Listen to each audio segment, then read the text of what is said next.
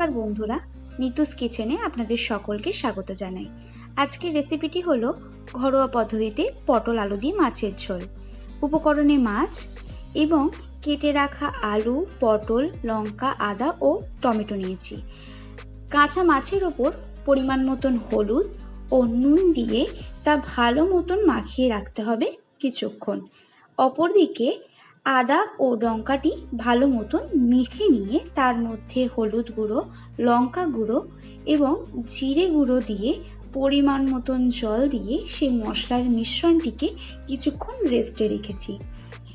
এবং অন্যদিকে গরম কড়ার মধ্যে পরিমাণ মতন সর্ষের তেল দিয়ে একটি একটি করে কাঁচা মাছগুলিকে ভালো মতন ভেজে নিতে হবে। মাছগুলি ভালো মতন ভাজা হয়ে গেলে সেটিকে একটি অন্য পাত্রে তুলে সেই তেলের মধ্যে কেটে রাখা পটলগুলিকে ভালো মতন ভেজে নিতে হবে।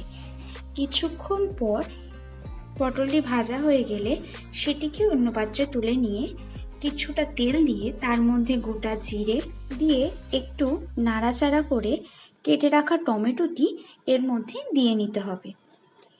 রাখা লঙ্কা ও কেটে রাখা আলুটি এর মধ্যে দিয়ে অল্প নাড়াচাড়া করে পরিমাণ মতো নুন দিয়ে কিছুক্ষণ ঢেকে রাখতে হবে, যাতে টমেটোটি ভালো মতন সিদ্ধ হয়ে যায়। 2 থেকে 3 মিনিট পর কড়ার ঢাকনাটা সরিয়ে সেই আলু ও টমেটোরে উপকরণগুলিকে মিশিয়ে নিতে হবে।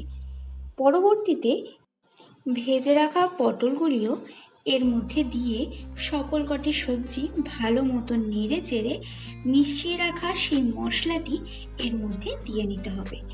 মশলাটি সমস্ত কটি সবজির সাথে ভালো মতন কষিয়ে পরিমাণ মতন জল দিয়ে নিতে হবে। যেহেতু আমি মাছের ঝোল করছি তাই জলের পরিমাণ একটু বেশিই নিয়েছি। তারপর কড়ার মধ্যে ঢাকনা দিয়ে কিছুক্ষণ পর জলটি ফুটে গেলে একটু নেড়ে চেড়ে আলু সিদ্ধ হয়েছে কিনা তা দেখে ভেজে রাখা মাছগুলি এই ঝোলটির মধ্যে দিয়ে আবারও ঢেকে রাখতে হবে কিছুক্ষণ, যাতে মাছের ফ্লেভারটি এই ঝোলের মধ্যে চলে আসে। আমি এখানে আবারও কিছুক্ষণের জন্য কড়াটি ঢেকে রেখেছিলাম। তারপর ঢাকনাটি খুলে একটু নেড়ে চেড়ে পরিমাণ মতন ধনেপাতা দিলেই তৈরি পটল আলু দিয়ে মাছের ঝোল। আমার এই রেসিপিটি পছন্দ হলে লাইক, কমেন্ট অ্যান্ড সাবস্ক্রাইব করবেন।